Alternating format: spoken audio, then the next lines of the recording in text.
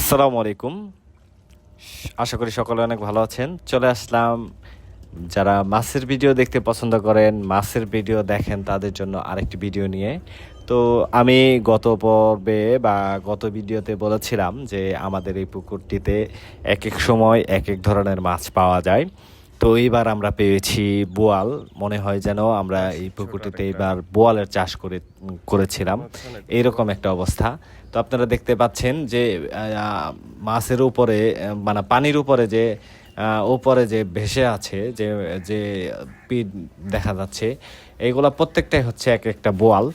তো এইবার আমাদের পুকুরে এত পরিমাণ বোয়াল হয়েছিল, মনে হচ্ছে যে এইগুলা আমরা আমাদের পুকুরে ছেড়ে দিয়েছি, এইরকম একটা অবস্থা। 30 থেকে 40টার মতো বোয়াল হয়েছিল।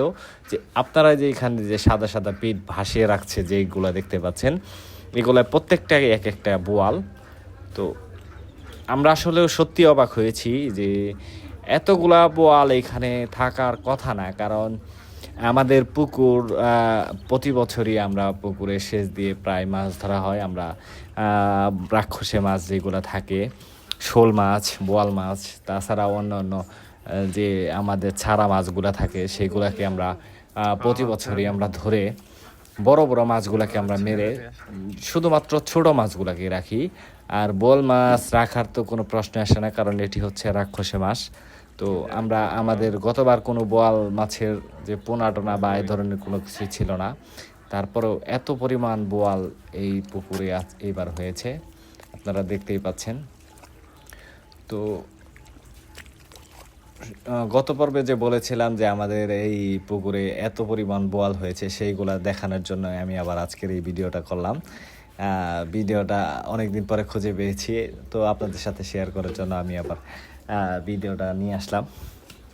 তো এইটা ছিল সবচেয়ে বড় আমাদের পুকুরের বোয়ালের মধ্যে।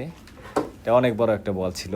তাছাড়াও যে ছোট ছোট যে বলগুলো দেখতে পাচ্ছেন, যে এইটা সেকেন্ড বড়, এটার পাশে যেটা দেখতে পাচ্ছেন। তো এছাড়াও আরও আশেপাশে যে ছোট মাছগুলো আছে হয়তো আপনারা দেখতে পাচ্ছেন, আর পাশে দেখতে পাচ্ছেন যে এই যে আরেকটা বল। তো এই ধরনের প্রায় 30-40টার মতো বোয়াল আমাদের পুকুরে এবার হয়েছিল। তো মাশাল্লাহ, আমাদের এই পুকুরটাতে প্রতি বছরই নতুন না কিছু আমরা পেয়ে থাকি। একবার আইর মাছ, এইবার পেয়েছিলাম বোয়াল মাছ। তো